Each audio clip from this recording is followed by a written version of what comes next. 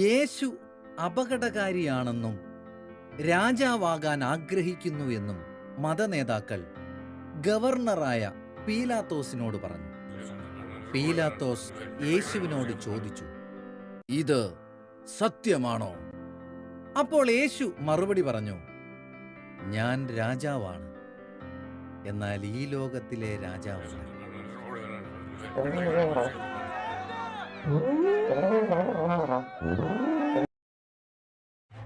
യേശു തെറ്റ് ചെയ്തിട്ടില്ല. അവനെ കൊല്ലാൻ ഒരു കാരണവുമില്ല. ഞാൻ അവനെ വെറുതെ വിടും.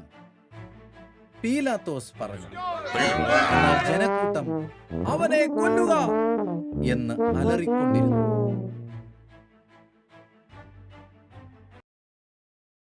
അതുകൊണ്ട് പീലാത്തോസ് പടയാളികളെ കൊണ്ട് യേശുവിനെ ചാട്ടവാറിന് അടിപ്പിച്ചു.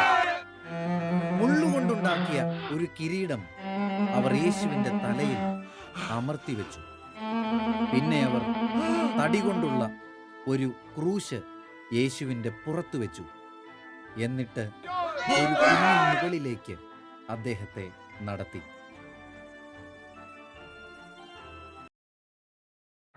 ആ കുന്നിൻ മുകളിൽ റോമൻ പടയാളികൾ യേശുവിന്റെ കൈകളും കാലുകളും ആണികൾ കൊണ്ട് ക്രൂശിൽ തറച്ചു. എന്നിട്ടവർ അതിനെ ഉയർത്തി. അവിടെ അങ്ങനെ രണ്ട് കുറ്റവാളികൾക്കിടയിൽ യേശു തൂങ്ങി. ഉച്ചയോടെ ആകാശം ഇരുണ്ടുപോയി.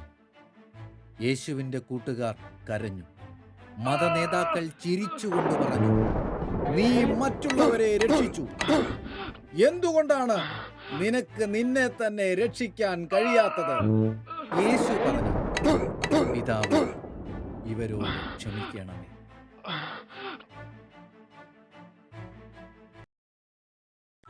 മരിക്കേണ്ട സമയം വന്നപ്പോൾ യേശു കണ്ണുകൾ അടച്ചിട്ട് പറഞ്ഞു,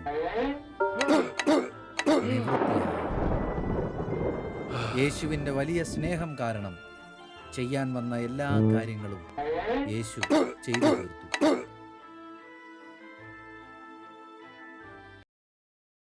യേശുവിന്റെ അനുയായിയായ യോസേഫ് എന്നയാൾ യേശുവിന്റെ ശരീരം ഒരു പുതിയ കല്ലറയിൽ, അയാൾ അതിൻ്റെ മുന്നിൽ ഒരു വലിയ കല്ല് ഉരുട്ടി വയ്ക്കുകയും ചെയ്തു.